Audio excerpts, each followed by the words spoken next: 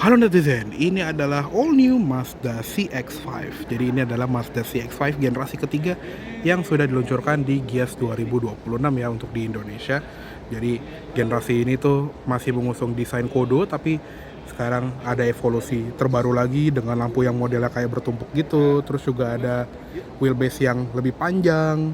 Ya pokoknya ini lumayan berubah dibandingin generasi sebelumnya, walaupun dia masih pakai mesin yang lama dan bahasa desain yang overall masih mirip seperti yang lama juga, tapi ini generasi baru ya. Di bagian depannya sih ini yang bikin cakep itu adalah di bagian grillnya. Dia warnanya itu bukan chrome ya, tapi warna semacam abu-abu gelap yang cukup manis, dan dia juga punya warna biru yang baru yang namanya apa warna birunya? Ya nggak tahu. Oh nggak tahu.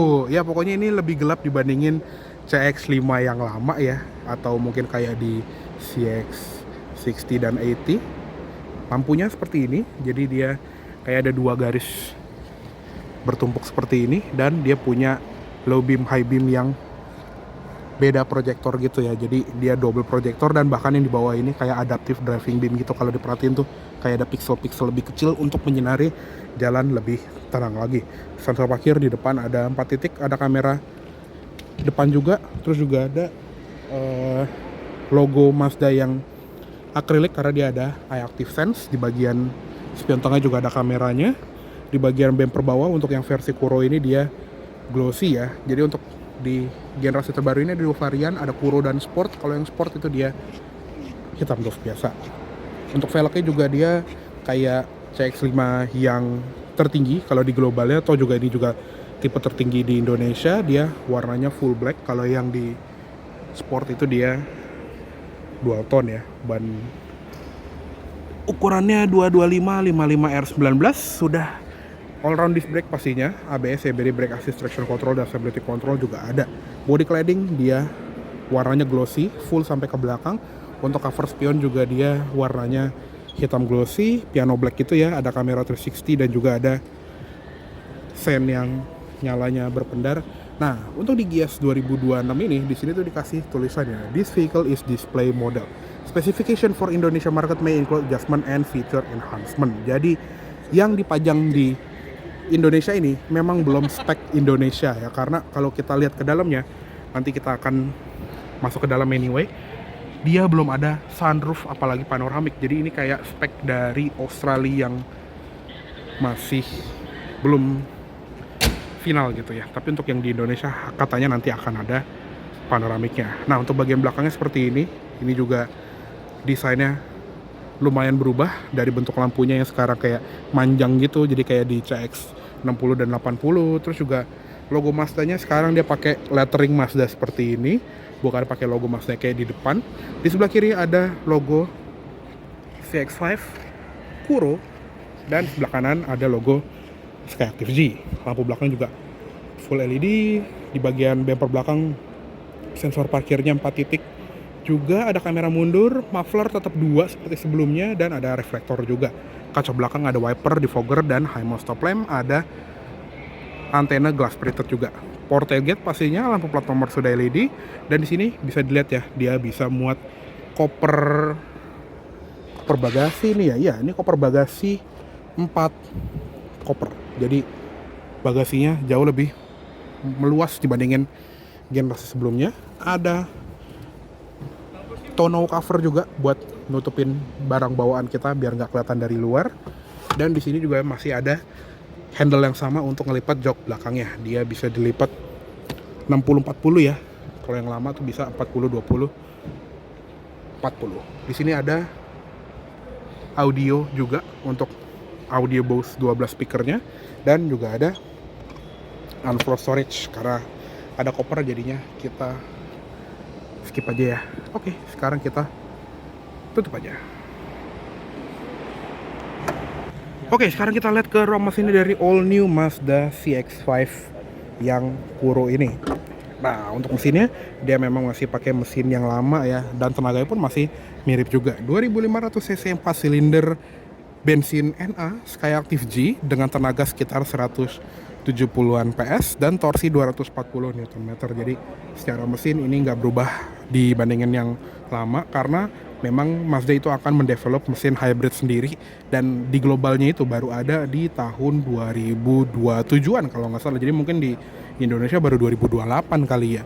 Dan juga untuk mesin ini kita masih bisa bersyukur karena tenaganya masih gede, karena ada beberapa negara kayak di Eropa gitu misalnya, karena standar emisi yang lebih ketat, mesin yang sama ini tenaganya tuh jauh lebih kecil, bahkan ada yang sampai 140 HP doang untuk tenaganya. Jadi mesin 2500 cc tapi tenaganya kayak mesin 1800 cc. Ya beruntung kita nggak seketat itu untuk standar emisi di negara kita, makanya tenaganya masih ada dikit lah, walaupun kalau dibandingin sama model-model lain gitu ya di pasaran, tenaganya ini memang bukan yang paling besar. Untuk transmisi juga masih 6 speed kayak active drive, dan untuk di generasi yang sekarang baru ada front wheel drive aja, belum ada yang all wheel drive. Untuk rong mesin ini juga masih cukup rapi seperti yang lama. Terus di bagian cupnya juga ada peredamnya, walaupun dia nggak ada shock hidrolik aja sih. Oke, yuk kita tutup.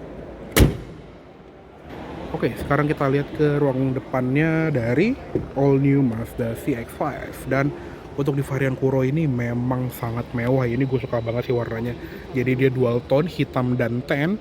Dan untuk yang di tipe Kuro ini dia full kulit. Jadi dia bukan yang separuh-separuh kulit fabric gitu. Kalau yang kayak gitu itu ada di varian sport. Nah, untuk di varian Kuro ini, ini mewahnya sih. Tannya tuh perfect gitu ya kalau buat gue pribadi. Jadi dia warnanya bagus banget. Pengaturan joknya dia sudah elektrik juga di kanan kiri. Ada recline dan lumbar support juga, dua arah. Pastinya ada side airbag juga. Dan yuk kita masuk ke dalam.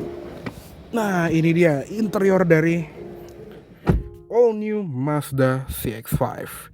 Layar semua ya. Jadi generasi ketiga ini memang agak sayang ya, karena CX-5 kan salah satu model yang mempionirkan command center di bagian tengah sini yang namanya dulu MZD Connect, terus berubah menjadi Mazda Connect. Di generasi ketiganya malah dihilangkan. Jadi agak sayang juga sih dia digantiin sama layar besar ini yang ya begitulah ya. Terus untuk di bagian setirnya ini juga modelnya agak baru ya. Jadi tombol-tombol di sini itu kayak capacitive button seperti ini. Terus juga ada hornpad yang tulisannya lettering Mazda. Di sebelah kanan juga kita bisa ngatur adaptive cruise controlnya, lane keeping assist-nya, kamera 360-nya, bahkan driving mode atau MI drive-nya itu bisa diatur dari sini. Nah, untuk di tipe Kuro dia ada driver monitoring gitu. Jadi di sini ada kayak kamera infrared untuk membaca mata pengemudi. Jadi kalau misalnya kita ngantuk itu bisa ketahuan. Nah, tapi dibandingin generasi yang sebelumnya, yang generasi ini belum ada pedal shift-nya nih. Mungkin untuk yang spek Indonesia yang final mungkin udah dikasih ya. Terus juga untuk tuas lampunya ini mirip seperti di Mazda 3 atau CX-60 yang baru ya. Ada headlamp, terus juga untuk auto headlamp itu juga ada. Jadi kayak tuas lampu di Jepang gitu ya. Dia defaultnya di auto. Di ujungnya dia ada auto high beam.